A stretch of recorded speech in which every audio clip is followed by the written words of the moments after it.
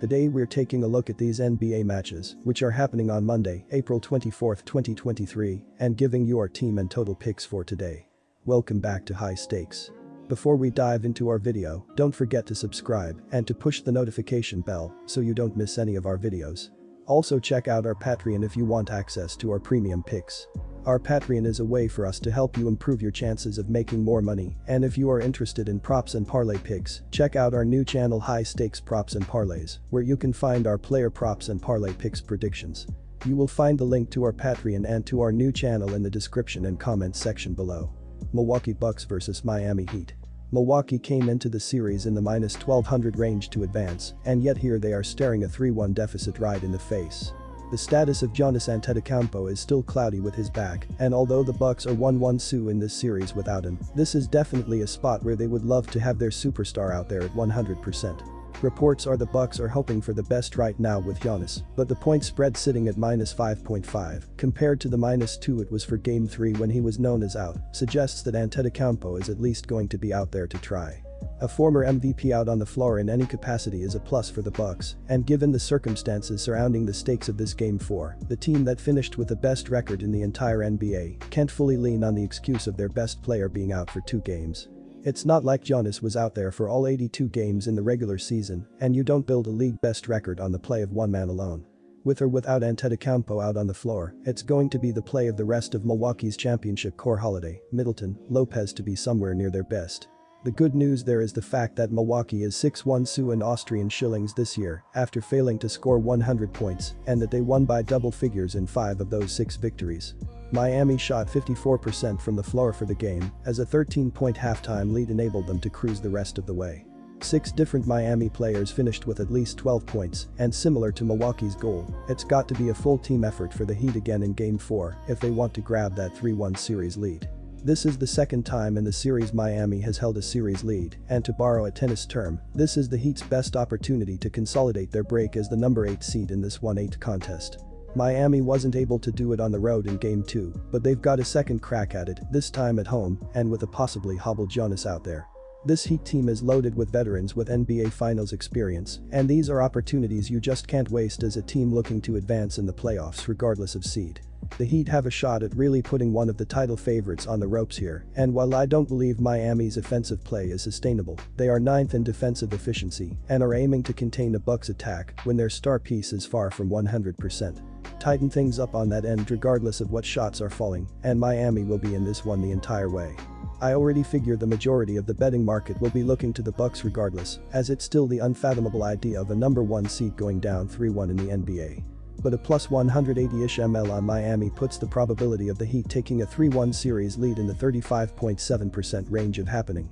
How unfathomable is that really? Even if the Heat fall short in the end and this series does end up 2-2, I expect them to be in it until the end and make Milwaukee work for every inch of that victory. They've got a couple of possessions to work with in terms of the point spread, and it's that margin of error I'm willing to work with on Miami in this game. Our team pick is Miami plus 5.5 points. There has yet to be an under ticket cash versus the closing number in this series, and Miami putting up 120 plus themselves in every game has a lot to do with that. I've mentioned that I don't think we see the same execution level from Miami's offense here, as it's just not who they've been all year. Add in the fact that Milwaukee sits 4th in defensive efficiency and has to be sick that they've allowed as many points in this series as they have, and I expect the Bucks defense to be engaged right from the outset. This Game 4 has the potential to be such a swing game for this series, no matter who ends up winning, that I do believe we see both teams that are built behind defensive play first rely on that side of the ball to give them a shot here. It's not something we've seen all series from these two, but it's what I expect to see in Game 4. Take the under, 217.5 points. Memphis Grizzlies vs Los Angeles Lakers. In Game 3, Ja Morant finished with 45 points on 50% shooting. He also pulled down 9 boards, dished out 13 assists, and only committed 3 turnovers. All with an injured right hand, which is his shooting hand. Memphis finished with 101 points on 37.6% shooting. Morant's supporting cast provided 56 points with a 32.8% clip from the field. That will never get a team far in the postseason. Rebounding has held up in the last 2 games, along with their defense. Even with Jaren Jackson Jr., the Defensive Player of the Year, not blocking shots at the same level as he did during the regular season, they've held Los Angeles to 204 total points over the past 2 contests. That shouldn't be a surprise considering Memphis finished third in defensive rating. The effective field goal percentage against the Grizzlies was 52.6%, the second lowest in the NBA. They were top 10 at forcing misses at every level of shooting. Forcing turnovers was another area they were strong in, and patching up rebounding as they have in games 2 and 3 makes them formidable to face. This brings everything back to the offense surrounding Ja Morant. The team doesn't turn the ball over often and finished as one of the best defensive rebounding teams. Somebody, literally anybody else, needs to knock down shots consistently for this team to go where they want to. Missing Steven Adams and Brandon Clark due to injury doesn't help their plight. Still, everything is within their control. Memphis was notably 16-25 on the road in the regular season though. There aren't any players for the Los Angeles Lakers that aren't available, a rarity for them this season. A healthy LeBron James, an active Anthony Davis, and a lineup reinvigorated by the trade deadline are maintaining the level of play that catapulted them into the postseason. The deadline moves brought better spacing and three-point shooting, although the last 2 games aren't the best example.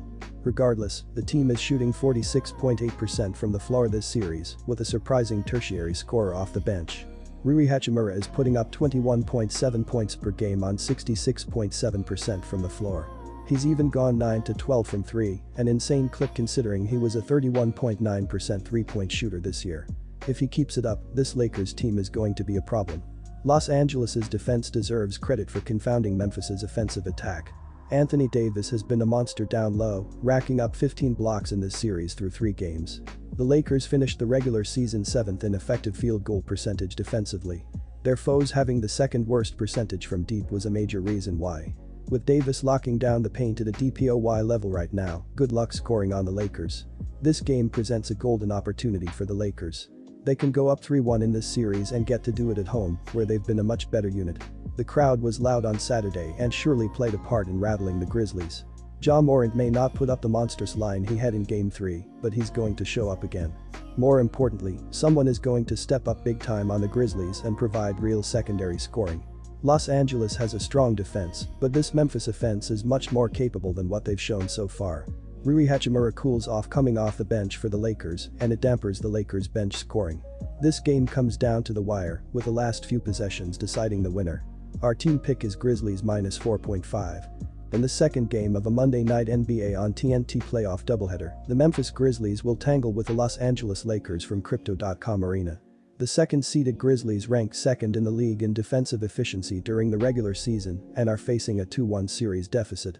On Saturday, Memphis was limited to 9 points in the first quarter during a 111-101 road loss.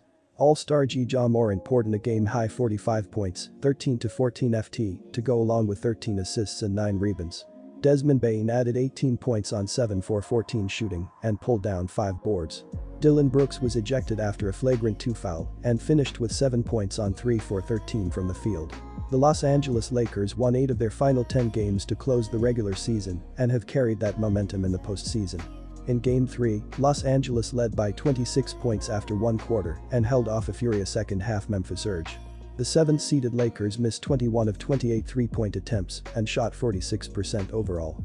Anthony Davis led 5 Los Angeles players in double figures with 31 points, 11-24 FG, and 17 rebounds.